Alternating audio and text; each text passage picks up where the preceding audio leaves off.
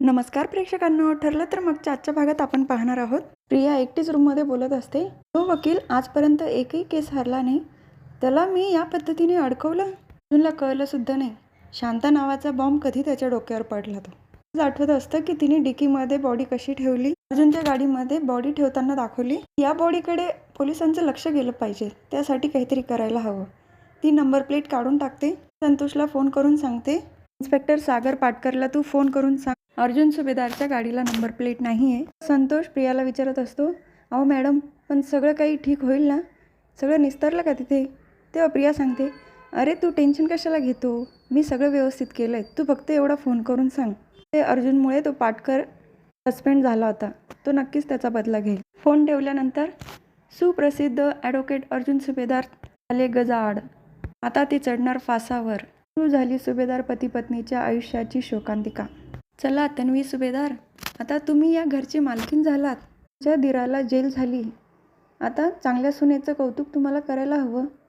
भाऊजी, असं म्हणत ती बाहेर निघून जाते. तर अर्जुन, चैतन्य आणि इन्स्पेक्टर सावंत एका रूममध्ये असतात. चैतन्य सांगतो, हे बघ अर्जुन, तुला अजून सुद्धा बेल मिळू शकते.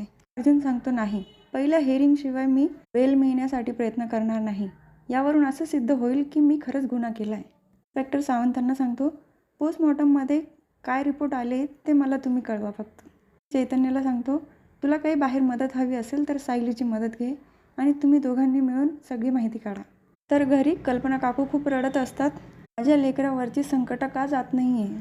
प्रताप काका सांगतात, कल्पना, आजपर्यंत तो सत्याच्या बाजूने लढला आहे. कुठलेही चुकीचे कामं केलेले नाही. तेव्हा तो यामध्ये अडकू शकत नाही. तू थोडा धीर धर. पण सांगतो, हो मम्मा, बॉडीचा पोस्टमॉर्टम जिथे होणार आहे तिथले डॉक्टर माझ्या ओळखीचे आणि मी काळजी घेईल की कुठल्याही प्रकारचे हेराफेरी त्या रिपोर्टमध्ये येणार नाही. तर प्रियाचा चेहरा तर उतरतो तिथे. ती देखील ती चेहऱ्यावर काही टेन्शन दाखवत नाही. त्याच वेळेला बाहेरून आवाज यायला लागतो, अर्जुन सुभेदार हाय हाय. बरीच माणसं आणि पत्रकार पण जमलेली असतात तिथे.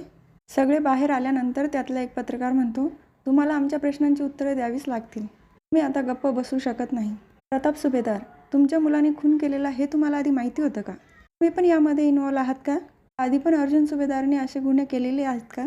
अशा प्रकारच्या बऱ्याच प्रश्नांचा भडीमारच करतात पत्रकार. पण त्यांचे प्रश्न ऐकून प्रियाला तर छान हसू येत असतं. तेव्हा प्रताप काका सांगतात, हे बघा, आम्हाला फक्त एवढंच माहिती की आमचा मुलगा निर्दोष आहे. त्यांनी काहीही केलेलं नाही. पण काकू पण खूप रडत बसतात. शांत बसा, काहीही केलेलं नाही अर्जुनने. अर्जुन असं करू शकत नाही. त्यातलेच एका माणसाच्या हातामध्ये शाहीची बाटली असते आणि तो म्हणतो, दोघांनीच अर्जुन सुभेदारला जन्म दिलेला आहे. यांची तोंड काळी केली पाहिजे. तो कल्पना प्रताप काकांजवळ येतो तोंड काळ करण्यासाठी. त्याच वेळेला सायली त्याचा हात धरते.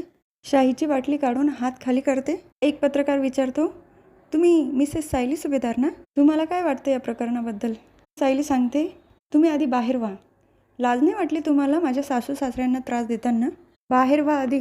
अश्विन पण बोलतो. तर अश्विन म्हणतो, बघा, ही केस फाईल झाल्यानंतर तुम्ही आम्हाला जाब विचारू शकत नाही. तुम्ही जे काही करताय ना ते सगळं बेकायदेशीर आहे.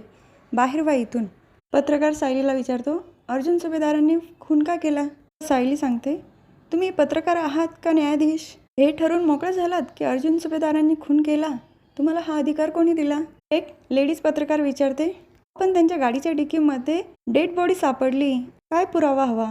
तेव्हा सायली सांगते, गाडीच्या डिकीमध्ये डेड बॉडी सापडली म्हणजे खून त्यांनी केला? पुरावा झाला का? असं कोणत्या कलमात लिहिलेलं आहे? सांगा ना. गप्प का? सगळे पत्रकार मान खाली घालतात. आम्ही कोर्टात सगळे पुरावे दाखवूच.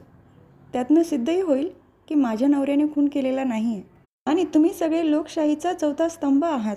मला कळत नाही का? एका प्रतिष्ठित व्यक्तीला मुद्दाम गुंतवले जाते आणि तुम्ही त्यांच्या कुटुंबातल्या व्यक्तींना त्रास द्यायला निघालात. मोर्चे काय काढताय? चुकीच्या बातम्या काय देताय? त्यातला एक माणूस म्हणतो, बघा बघा, खुन्याच्या बायकोचा आवाज बघा केवढा आहे. सायली म्हणते, तोंड सांभाळून बोलायचं हं. नशीब समजा की मी अजून पोलिसांना बोलवलेलं नाही. त्यामुळे स्वतःची पातळी विसरू नका आणि पुन्हा इथे दिसलात ना तर याद राखा.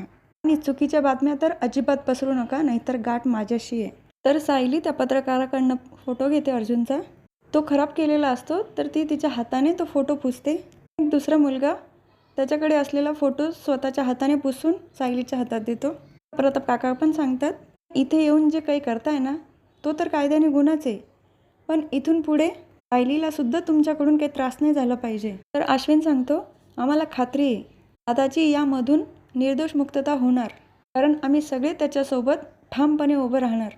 हातात हात धरतात. प्रिया मागे असते, तीही पटकन येते, सुमन काकूंचा हात धरते. तर अस्मिता चिडूनच म्हणते, आता निघा.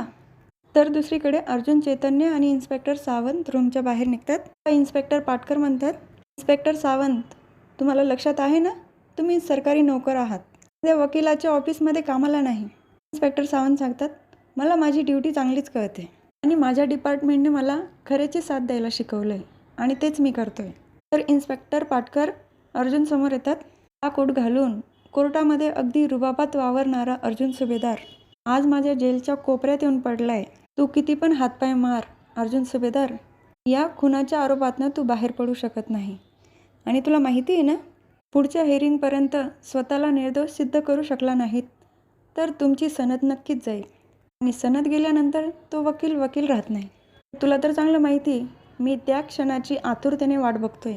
तेव्हा चैतन्य सांगतो, त्याची काळजी तुम्ही नका करू इन्स्पेक्टर पाटकर, मी फक्त तुमचं काम जरी केलं ना तर खूप आहे. पण तुमच्याकडे बघून तर वाटत नाही की तुम्हाला ते जमेल, पण प्रयत्न करा. इन्स्पेक्टर पाटकर म्हणतात, राग येतोय पण याचा काही उपयोग नाही. हवालदार, हा बाहेर काय करतोय, आत टाक याला, म्हणून तिथून निघून जातात. तर हा भाग इथेच संपतो. पुढील भागात बघायला मिळतं की अर्जुन इन्स्पेक्टर पाटकरांना सांगतो की आपली लिगल सिस्टम निर्दोष व्यक्तींना शिक्षा करत नाही आणि मी निर्दोष आहे. इन्स्पेक्टर हात आपटून म्हणतात, तू निर्दोष नाही आहे. दारांच्या घरी कल्पना काकू विचारत असतात, अर्जुनने काही खाल्लं असेल का गं सायली? आई, तुम्ही त्यांची काळजी करू नका आणि कोर्टामध्ये त्यांची केस ते स्वतः लढणार आहे ना. अर्जुन जेलमध्ये विचार करत असतो, मी आणि सायली आईस्क्रीम खायला गेलो होतो तेव्हा प्रिया कुठे होती, शांता कुठे होती आणि तिचा खून कसा झाला, हेच कळत नाही काय घडलं असेल ते. तर हा भाग इथेच संपतो. उद्या पुन्हा भेटूया, ठरलं तर मगच्या पुढच्या व्हिडिओमध्ये. तोपर्यंत माझ्या व्हिडिओला लाईक, शेअर, सबस्क्राईब करा, बेल आयकॉन दाबायला विसरू नका आणि मेन म्हणजे स्वतःची काळजी घ्या.